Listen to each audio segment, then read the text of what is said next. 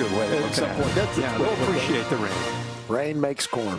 And corn makes whiskey. This Rose Bowl is special, man. No matter what the weather is, isn't it? Even if you can't see Val Gabriel Mountains out there. Right over there. 26 years ago today, there was a gentleman who took this field and achieved a lifetime memory. And also, the number of years ago that will remain nameless today, Stanford Steve was born. Hey, now. Hey, happy birthday, my friend. January 1. How about that? Look at baby New Year over there. I know. Just grinning. Got nothing but winners over there to start the new year. I just love seeing Coach in such a great mood with the weather. Exactly. He loves this stuff. Happy birthday, Steve. You get a chance to hear Coach Saban yell about the setup here. Such an interesting break we just had. Yeah, it was awesome. Are you drier than we are? I think so. Yeah. Hey, just pretty good setup over there. Hey, real quick, Des, how old do you think Steve is? Man, don't put me on the spot like that. I know the answer, so I'm going to say.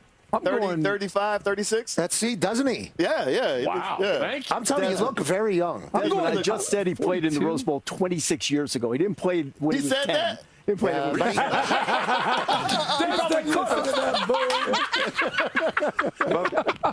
He didn't hear that shit.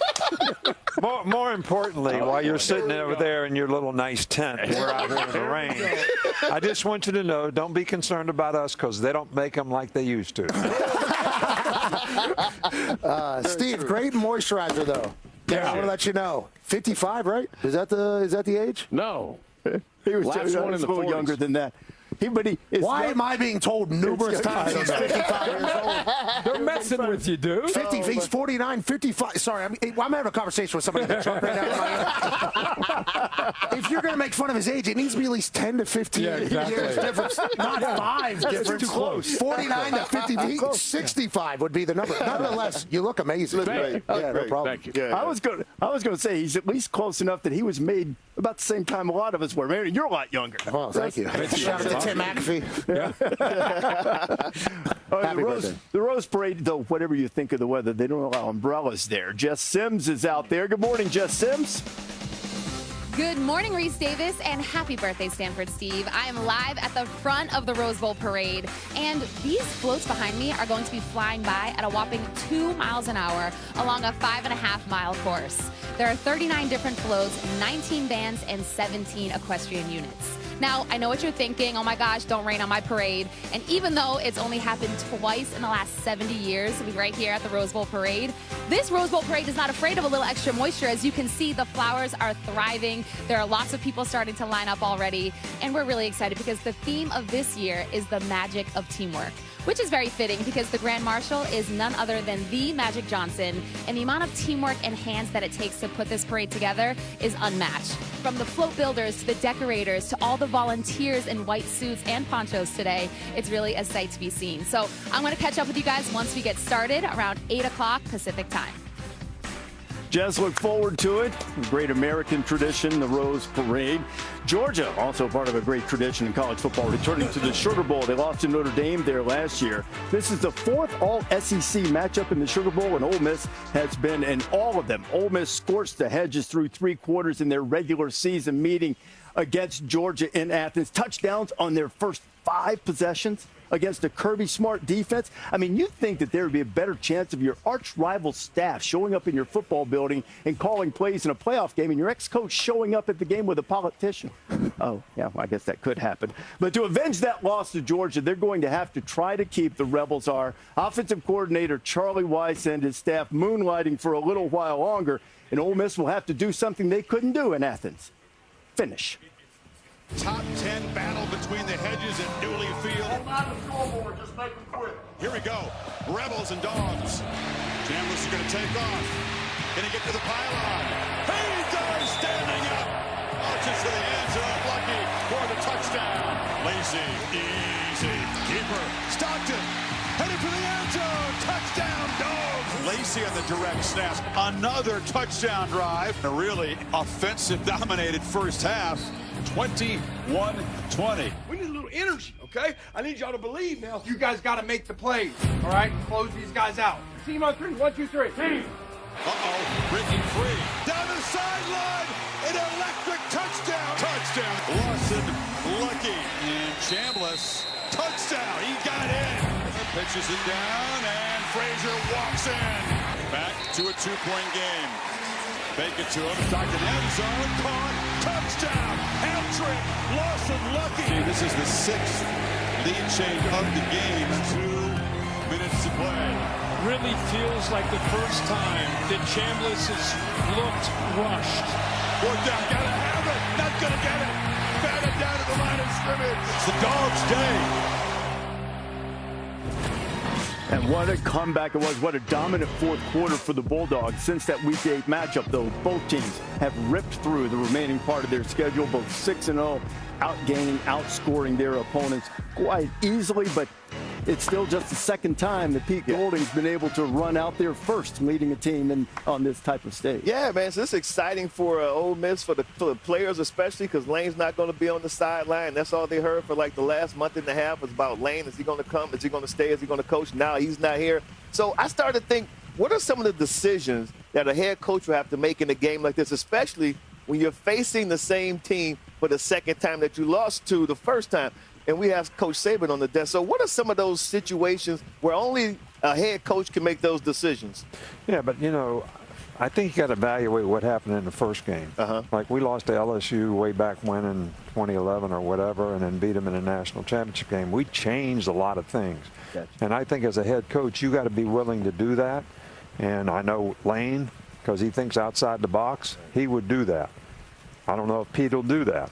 But the difference in the first game to me for Ole Miss from an offensive standpoint is they couldn't run the ball, and Georgia made them one-dimensional, even though Georgia was struggling on defense. So if that happens in this game, it's going to be tough for them, too. Oh, go ahead, Pat. No, I was just going to say, it would be so incredible. This guy might be the greatest coach of all time if he's able to keep his team rowing in the same direction against a Georgia team that's only had one focus. I mean, listen to all the things we're talking about. New head coach making big-time decisions. Tulane game, we're not even going to talk about that. That was a huge moment. Good for them down there at Oxford. They rolled from beginning to end. So what's he going to do whenever we got to go for it? We don't got to go for it. We got to punt. We got to go for 2. We got to go for it. Like all those situations, certainly very real. But just the day-to-day, keeping everybody locked in, rowing in the same direction, that's a tall task for any team. Distractions are everywhere, and they seemingly have a lot more.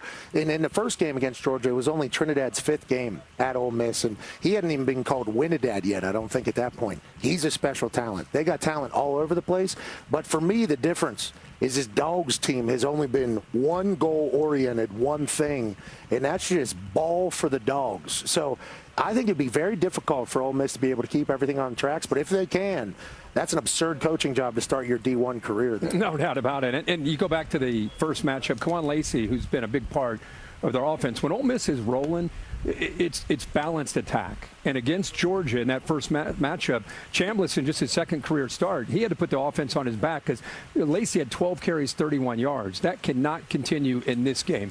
Even with the stinger and the shoulder, you just heard Pete say that he's going to be good to go. They got to get him going to be able to take some of the pressure off. But I think Pat's on it. This is a different Georgia defense. Early in the year, they were giving up a ton of points in the first half. We all kept bragging about Kirby. Second half adjustments, they're resilient. You know, the Gunnar Stockton plays better in the second half. It's a different Georgia team. So all this talk about Ole Miss and Lane Kiffin and Pete Golding, I think it's more about Georgia. Different Georgia team, most improved team, I think, in the country from where they were early in the year to who they became, especially in Atlanta in the SEC championship. And most of that improvement is on defense. Yes. 100%. You know, they struggle, but if you look at their stats from November 1st, and I think there's a reason for it. They had 8 defensive starters who had less than 200 snaps playing, and those guys have gotten significantly better, which is a tribute to Kirby and the coaching staff to get them to develop. But everything about their defense statistically has improved. Whether it's stopping them on first down, whether it's 3 and out, no matter what it is, they have improved significantly on defense, and that's going to be the difference for their team. I think you're going to show us a little bit of tape later on to show just how the Georgia defense has improved, but they'll have to play the top of their game because they have to deal with Trinidad Chambliss, because since he took over as the starter in Week 3, look where his numbers rank. Ryan McGee tells us about Trinidad's journey to Winidad. I want to shout out my mom, my dad, my brother, and my niece. Shout out the fam. Guys like being around him. He's a dude you want to drink a beer with. This is my best friend on the team. When it's your most productive players on your team with the best energy and the best attitude that bring people up around them, I think people want to be a part of it. It helps me play. There's some times where I gotta like reflect and be like, hey, like you're at Ole Miss, dude. You were at Ferris State last year. It's a little bit different now, and this is where you dreamed of, so just enjoy it. I feel like when I do this, it's already like open. If you've never heard of D2 Ferris State, the history lesson is simple. They are one of the most dominant football programs in the country. The Bulldogs on top of the Division II world. Trinidad Chambliss redshirted his first 2 seasons as a Bulldog, watching his teammates win 2 D2 championships without him. Then he led them to the 2024 title. Touchdown, Trinidad Chambliss.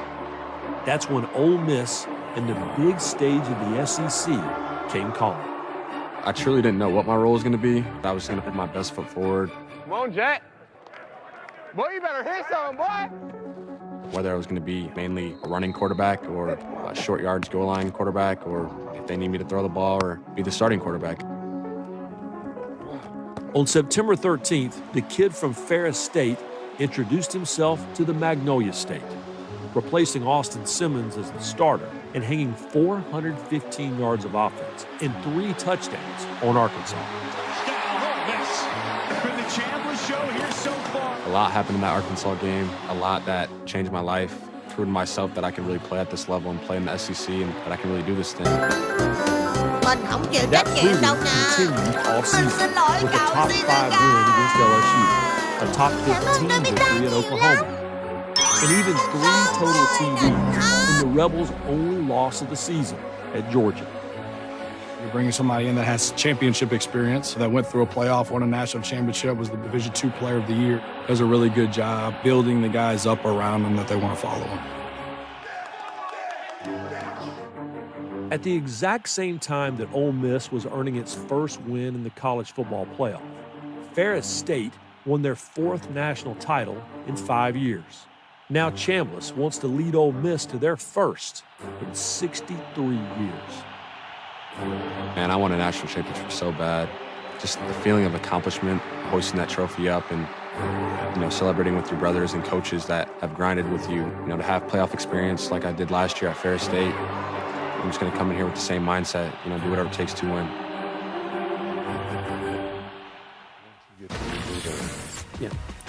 During the Tulane game that Ole Miss won, Chambliss had assistant coaches and support staff updating him on the Ferris State-Harding game, national championship game being played at the same time. And Ferris State went on to win their 4th championship in the last 5 years. You see with the quarterfinals, starting with Oregon, Texas Tech, Ole Miss and Georgia, the nightcap, Rose Bowl here in Pasadena.